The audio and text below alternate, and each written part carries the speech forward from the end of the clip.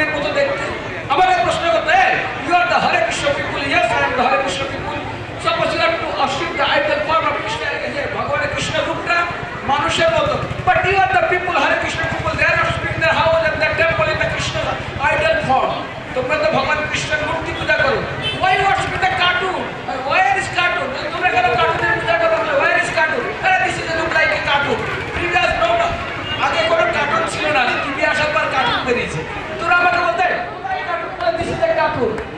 হিন্দুরাই আমাকে এই প্রশ্ন করতো, অনেক দূরে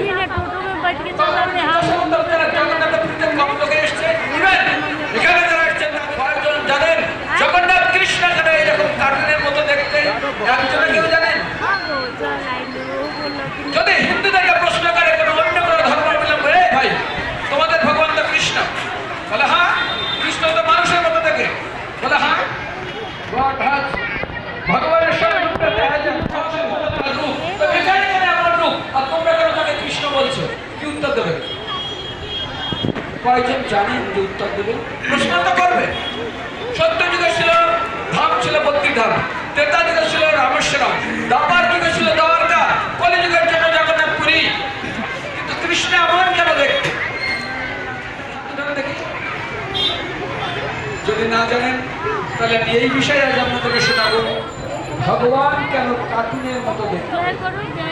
এই প্রশ্নের আপনাদের সন্তানদের কি উত্তর দিবে বাবা মা?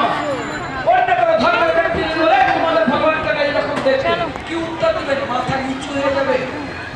কোন মা তার সন্তানদের তার মাকে বলে, মা আমার বাবাকে বলো। যদি মা তার বাবার পরিচয় না দিতে পারে সন্তানের বাবার, আমার মাকে, মা আমার বাবাকে